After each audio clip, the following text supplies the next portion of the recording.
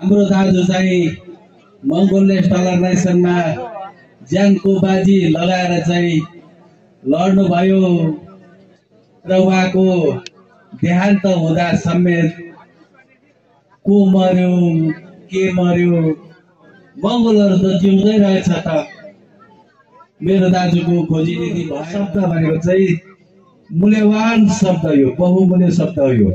यो शब्दले मात्रै हामी नेपालका मूलवासी मङ्गोलहरूलाई शासक यसैले बनाउँछ, अधिकार सम्पन्न यसैले बनाउँछ, अस्तित्वमा बाँच्न र बचाउने काम पनि यही मङ्गोल शब्दले छन्जेलसम्म त 6वटा पिलर मध्ये एउटा गर्न सफल भएपछि उहाँ बितेर जानुभन्दा 3 महिना अगाडि चाहिँ अविरल आँसु बगाएर उहाँले चिच्याउँदै कराउँदै रोइरहनु भएको थियो र मैले त्यतिखेर पुगेर चाहिँ मैले दाइ म आइपुगेँ भनेर भन्दाखेरि राइट टाइममा तिमी राइट प्लेसमा आइपुग्यौ एकदम।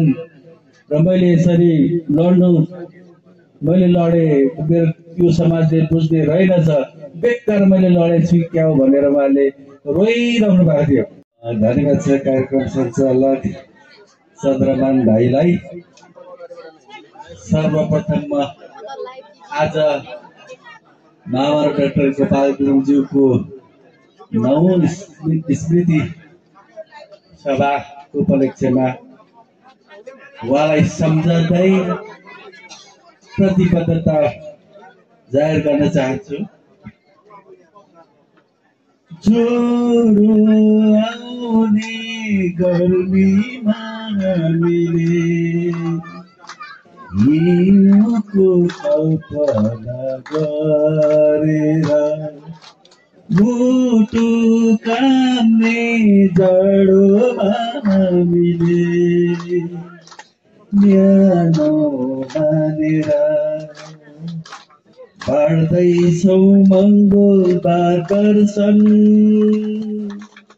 डाक्टर गोपाल गुरुङलाई सम्झेर,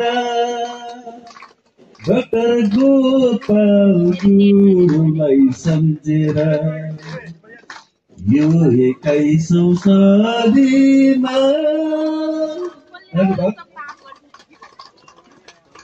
सभाका सभाध्यक्ष महोदय, मञ्चमा आसीन अतिथि सहकर्मी साथीहरू र यस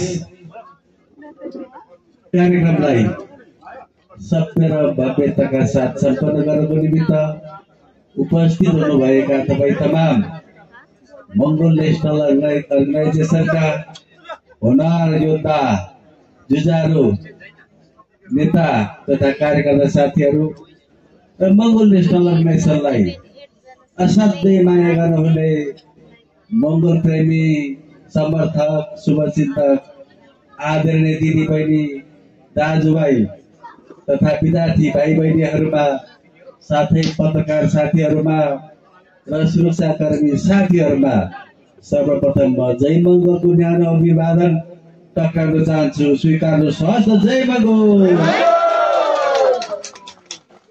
मसँग धेरै कुरा त छैन तपाईहरुलाई भन्ने कुरा, किन हामीले गर्छौं भन्ने कुरा गरेका छौं र यति गते यो तारिखमा उद्घाटन गर्छौं भन्दाखेरि पनि गरेकै छौं। यसकारण अब तपाईहरु आफैले छोएर, आफैले मनन गरेर, चारैतिर हेरेर तपाईहरु आफैले कुरा बुझिदिनुहोस्, तपाईहरु आफैले अनुसन्धान गरिदिनुहोस्, किनकि अब तस्बिर आफै बोल्छ। र आजसम्म यो भावनाको, मङ्गोल भावनाको आँसु अविरल रूपले चाहिँ मेरो जीवनमा 2 पटक मात्रै बगेको छ। पहिलो चोटि कहिले बग्यो त भन्दाखेरि आँसु नै रोकिएन, अविरल रूपले चाहिँ बगिन रह्यो। त्यो पहिलो पटक चाहिँ मङ्गोल रिसर्च सेन्टर उद्घाटन हुँदाखेरि महामानव डाक्टर गोपाल गुरुङज्यूका चेलीहरू, उहाँका आफन्तहरूले मङ्गोल रिसर्च सेन्टर भित्र राखिएका महत्त्वपूर्ण कुराहरू दस्तावेजहरू महामानव डाक्टर गोपाल गुरुङले प्रयोग गर्दै आइरहनु भएको चिजबिजहरू टोपी देखेर चस्मा देखेर जुत्ता देखेर बाहिर रुँदै रुँदै उहाँका चेलीहरू डाक्टर गोपाल गुरुङजीको चेलीहरू चाहिँ त्यही टोपी हो, त्यही जुत्ता हो, त्यही चस्मा हो, त्यही लुगा हो, त्यही कोट हो, त्यही लाएर आउनुहुन्थ्यो। तपाईहरूले बचाएर राखिदिनु भएछ। यसकारण धेरै धेरै धन्यवाद तपाईहरूलाई भनेर यसरी धुरु धुरु भावनाको आँसु बगाउँदाखेरि यो त वीरेन लामा गुरुङज्यूको आफन्तहरू चेलीहरू यता बस्नु भएको छ, उहाँको दिदी बहिनीहरू। उहाँहरूले के भन्नुभयो त भन्दाखेरि हाम्रो दाजु चाहिँ मङ्गोल नेसनल अर्गनाइजेसनमा ज्यानको बाजी लगाएर चाहिँ लड्नुभयो र उहाँको देहान्त हुँदा समेत को मर्यो के मर्यो मङ्गोलहरू त जिउँदै रहेछ त। मेरो दाजुको खोजी नीति भएन, मङ्गोलहरू त मरेको रहेनछ त, जिउँदै रहेछ त भनेर उहाँको चेलीहरूले चाहिँ यो भावनाको आँसु बगाउनु हुँदाखेरि चाहिँ मेरो आँसु रोकिएन, अविरल रूपले बगिरह्यो। म एक प्रकारले अरूले पनि भन्ने गर्छन् म कठोर छु अरे, म अलिकति निष्ठुरी पनि छु अरे भन्ने कुराहरू आउँछ। किनकि मैले मेरो बुबा आमा बित्नु हुँदाखेरि पनि मैले यसरी अविरल रूपले चाहिँ आँसु बगाएको थिइनँ। मेरो बुबा बित्नु हुँदाखेरि म सानै थिएँ अरे, 5-6 वर्षको थिएँ अरे। त्यतिखेर त मैले गाउँभरि के भनेछु अरे भन्दाखेरि मेरो बाउ मर्यो, अब मेरो टाउको हामी टाउको काट्छौँ, हाम्रो टाउको काट्छ आज भन्दो रहेछु अरे। त्यो चाहिँ के रहेछ त भन्दाखेरि बाउ मर्यो अब मेरो टाउको काट्छ भनेको चाहिँ मेरो कपाल खुइल्याउँछ भनेको रहेछ। त्यो चाहिँ भनेको रहेछु मैले।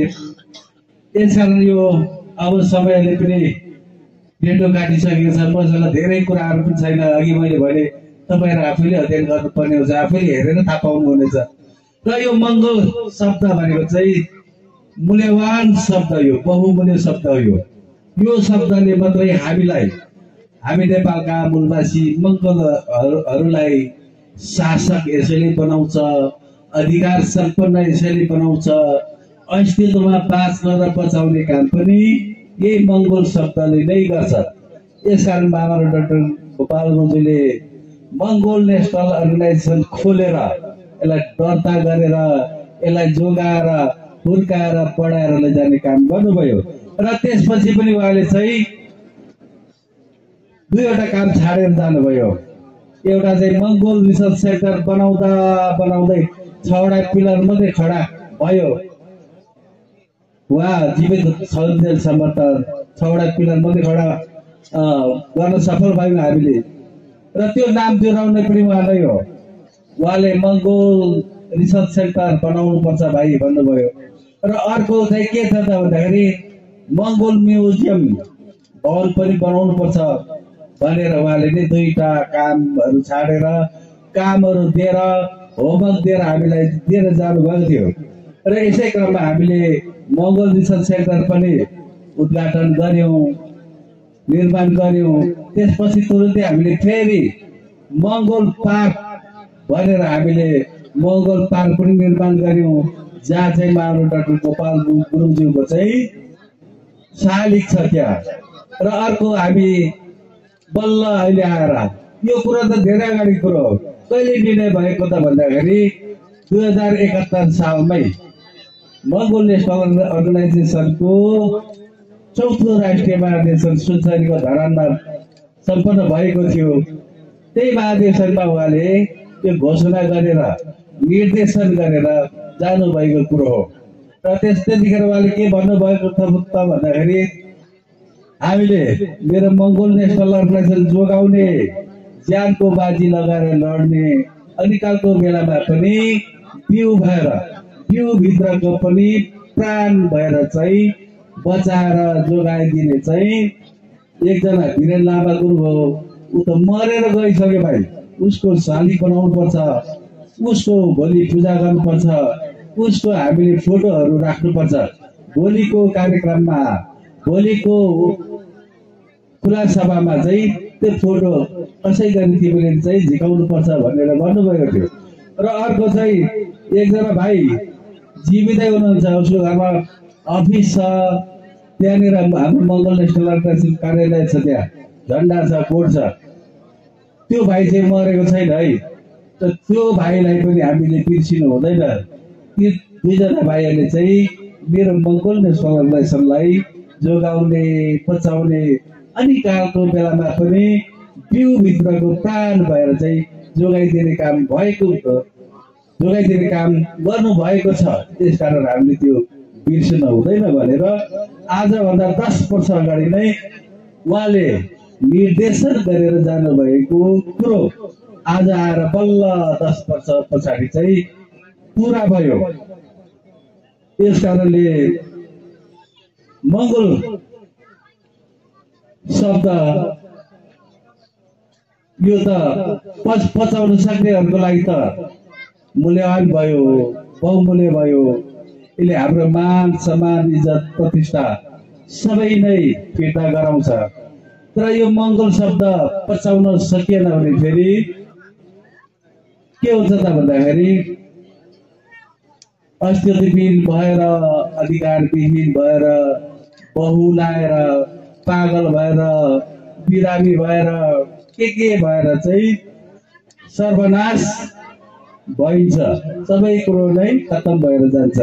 त्यस कारण तपाईँहरूले यो मङ्गल शब्दलाई चाहिँ असाध्यै माया गर्नुपर्ने हुन्छ। आजसम्म अहिले के भयो त भन्दाखेरि अहिले लोकतन्त्रको विरोधमा आवाजहरू उठ्न थालेको छ। गणतन्त्रको विरोधमा किन त भन्दाखेरि हामीले मङ्गल नेसनल अर्गनाइजेसनलाई चिनेनौँ, महामानव डाक्टर गोपाल गुरुङज्यूलाई चिन्न सकेनौँ। उहाँले निर्देशन जारी गरेर जानुभएको कुरालाई, उहाँले हामीलाई हराएर जानुभएको कामलाई हामीले पुरा गर्न सकेनौँ, हामीले कुरा बुझेनौँ। त्यसकारण धर्म आयो। त मङ्गल नेसनल अर्गनाइजेसन किन अलिक कमजोर भयो त भन्दाखेरि हामी कार्यकर्ताहरूलाई किन अहिले ठगे, किन हेपे त भन्दाखेरि हामीले महामानव डाक्टर गोपाल गुरुङज्यूको कुरालाई जस्ताको जस्तै उतार्न नसकेको कारणले, पालना गर्न नसकेको कारणले, व्यवहारमा उतार्न नसकेको कारणले त्यो हामीले दुःख पाएको हो। र बल्ल बल्ल हामीले बुझ्न थाल्यौँ। हामीले बुझेर महामानव डाक्टर गोपाल गुरुङज्यूको सपनालाई साकार पार्नको निमित्त उहाँको त्यागलाई, उहाँको तपस्यालाई, उहाँको योगदानलाई हामीले बुझ्न थाल्यौँ। त्यो सपना पुरा गर्नुपर्छ भनेर सङ्गठित हुन थालिसकेपछि हाम्रो शक्ति बढेर जान थाल्यो। अब हामीले चुट्टी भरमै हामीले चाहिँ जे पनि निर्माण गर्न सक्ने, भोट पनि जित्न सक्ने, देश पनि बनाउन सक्ने अब हामीमा चाहिँ त्यो शक्ति चाहिँ आउन थाल्नेछ। र मैले चाहिँ आजसम्म महामानव डाक्टर गोपाल गुरुङज्यूलाई अघि भने मैले किन त मङ्गल रिसर्च सेन्टर उद्घाटन हुँदाखेरि महामानव डाक्टर गोपाल गुरुङज्यूको चेलीहरूले आँसु खसाल्नु हुँदाखेरि भनेर उहाँले चाहिँ महामानव डाक्टर गोपाल गुरुङज्यूले उहाँ बितेर जानुभन्दा 3 महिना अगाडि चाहिँ अविरल आँसु बगाएर उहाँले चिच्याउँदै कराउँदै रोइरहनु भएको थियो। र मैले त्यहाँ त्यतिखेर पुगेर चाहिँ मैले दाइ म आइपुगेँ भनेर भन्दाखेरि राइट टाइममा तिमी राइट प्लेसमा आइपुग्यौ एकदम। र मैले यसरी मैले लडेँ, मेरो यो समाजले बुझ्ने रहेनछ, बेकार मैले लडेछु क्या हो भनेर उहाँले रोइरहनु भएको थियो। त्यतिखेर मैले भने होइन दाइ, अहिलेको युवा पिँढीहरूले कुरा बुझ्न थालेका छन्, सङ्गठित हुन थालेका छन् भन्दाखेरि हो के त भन्नुभयो। मैले हो दाइ भन्दाखेरि कसम खाऊ पनि भन्नुभयो। मैले कसम पनि खाएँ। त्यसपछि मैले उहाँ खुसी भएर ठिक छ, अब म राख्नु आवश्यक छैन, अब सबै कुरा मैले गरेर गइसकेको छु, लेखेर गइसकेको छु, भनेर गइसकेको छु, तयारी गरेर पनि कार्यकर्ताहरू तयारी गरेर पनि गइसकेको छु भनेर उहाँले जुन समयमा आँसु झार्नु भएको थियो, त्यो आँसुको मोल यति मूल्यवान रहेछ, त्यो आँसु यति शक्तिशाली अधिकार सम्पन्न गराउने आँसु रहेछ। त्यो आँसुले आजसम्म मलाई चाहिँ डगमगाउनु दिएन, त्यो आँसुले आजसम्म मलाई छोप्नु पनि दिएको छैन, त्यो आँसुले मलाई कसैले अन्याय गर्न दिएको छैन, त्यो आँसुले चाहिँ मलाई समानताको भावना, स्वतन्त्रताको भावना, उद्धार भावना लिएर अगाडि बढ्नुपर्छ भन्ने पाठ सिकाएको छ। यसकारण तपाईँहरूलाई सबैभन्दा धेरै धेरै धन्यवाद, मुरी धन्यवाद। तपाईँले मामरो डाक्टर गोपाल गुरुजीको अधुरो रहेको सपना पुरा गर्नुपर्छ भनेर सहयोगी हातहरू बढाउनु भएको छ, सहयोगी मनहरू बढाउनु भएको छ। देशमा रहेर, देश बाहिर रहेर, प्रवासतिर रहेर तपाईँहरूले अमूल्य योगदान दिनुभएको छ।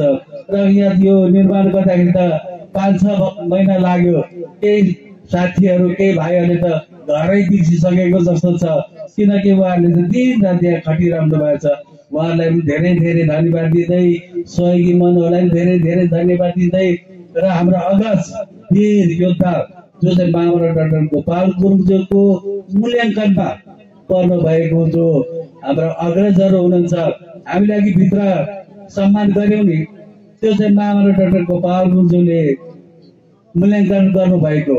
उहाँको अभियानमा, उहाँको यो लडाईँमा उहाँले चाहिँ किलो ज्यानले अलिकति पनि कन्जुसाई नगरिकन आफूले जति सकिन्छ सबै चाहिँ लगानी गरेर सहयोग गर्नुभएको कारणले मामरो डाक्टर गोपाल गुरुङज्यू बितेर जानुभन्दा 3 महिना अगाडि उहाँले समीक्षा गर्नुभएको थियो, मूल्याङ्कन गर्नुभएको थियो।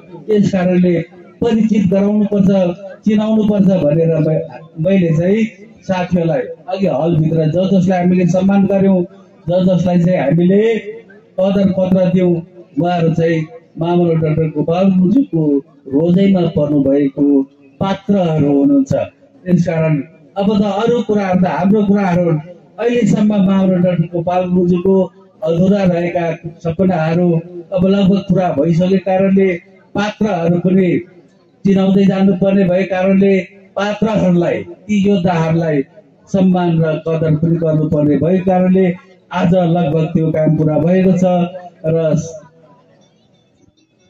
उपस्थित तपाईहरू सम्पूर्णलाई